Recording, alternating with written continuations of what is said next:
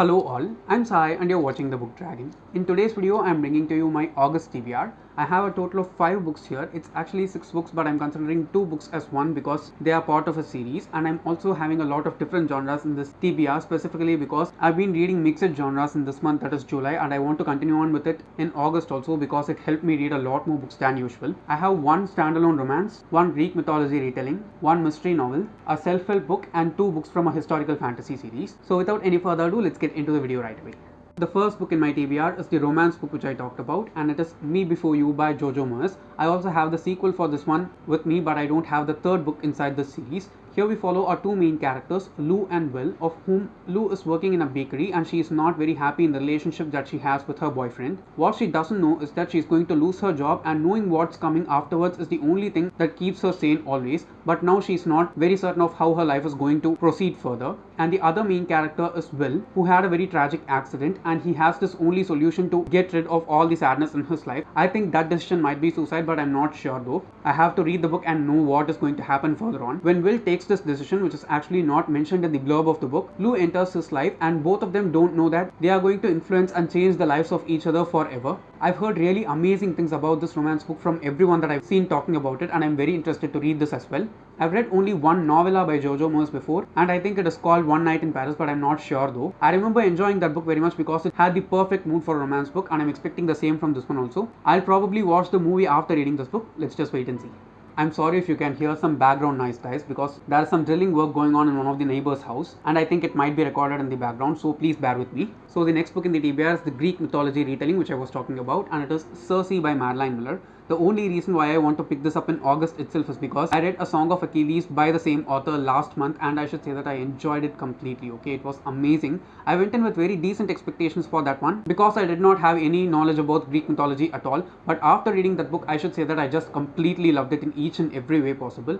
The best part about that book, which I enjoyed a lot, was the character work as well as the writing of the author. It felt like each and everything about that book was well calibrated and written in a super planned out way by the author. It did not feel like it was slow at all, even though the story moves on slow. I have a video coming up talking about some of the romance books which I have been reading recently, so you can hear my complete thoughts on that book in that video. It will be coming out pretty soon. Before that comes out, I'm planning to finish this one so that I have an idea of what this author writes about and how her books will be. I think she also has one other small book which was just published this year, Galatia, if I'm not wrong. If I end up loving this one also, I'll definitely read that one too. So if you've read Circe before, please do let me know down in the comments how it is and what I can expect from it. The next one in the TBR is the mystery book which I was talking about, and it is not a novel. I was wrong to say that it is a novel in the beginning of the video. It is a short story collection, and it is The Return of Sherlock Holmes by Sir Arthur Conan Doyle, which is the next book inside the Sherlock Holmes series after The Hound of the Baskerville. I finished reading The Hound of the Baskerville in July, and I should say that it was really amazing in each and every way possible. I can say that it is one of the most thought out mysteries that I've read so far, and I enjoyed each and every chapter and page of it. After finishing reading that one, I'm super excited to complete the series as a whole, and just as I've said many times before in the channel, I'm going to listen to the audiobook of this one narrated by Stephen Fry because I have it on Audible. And if you're planning to read the Sherlock Holmes series, I'd highly suggest you to get that audiobook collection and listen to that in order to read the series because his narration is just awesome. There is also the small chunk of a foreword before each and every book that is said by Stephen Fry for like 5 to 10 minutes, and he gives us an introduction about what the author was thinking when he wanted to write that specific part of the series, and some of the real life incidents that even inspired the author to write those particular stories. Since this is a short story collection, I think I'll be able to get through this faster than his full length novels, so I'm very much interested to read this. That's why it's the next one in my TBR.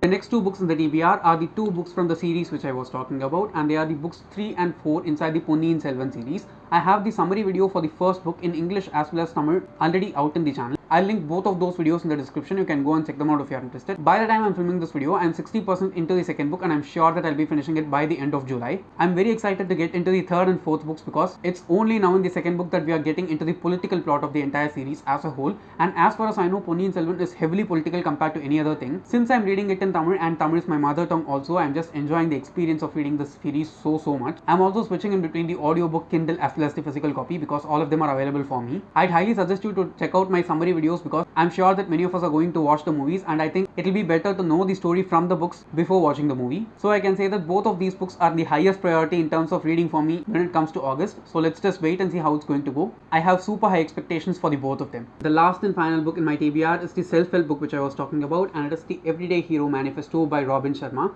I wanted to read this book last year itself when it was published, but because of various reasons I did not buy it, as well as I didn't read it last year. I just bought it like 2 to 3 months back, and I'm very excited to read this now because my brother just finished reading the book 2 weeks back and he said that it was good. It is not as good as the 5am Club based on his opinion, but he says that it feels more like a memoir or an autobiography compared to a self-help book, and I'm so much okay with it because I've read a few of Sharma's books before and all of them have been very helpful for me. Especially the 5am Club is definitely one of my all-time favorite non-fiction books or self-help books in specific. I can say that that book has changed me as a person in multiple aspects, and it has also made me better. So just for that reason itself, I want to read more of this author's books, and especially this one since it is his latest release, and also he wrote it mostly during the time of the pandemic. I hope that it ends up being well because I've been having very high expectations for this one for nearly over a year now. I hope it satisfies all my expectations and becomes one of my favorite non-fiction books of the year. Let's just wait and see if it's going to happen or not. So yes guys, those are all the books inside my August TBR, and don't forget to leave your August TBR in the comments below because I'd like to know what you're going to read. At the same time, if you've read any of the books that I've talked about in this video, do comment down and tell me how they are and what I can expect from them. If you did enjoy watching today's video, don't forget to give it a thumbs up and also share it to your friends. If you want to get more content from me, do subscribe to the channel. Thanks for watching and have a great rest of your day.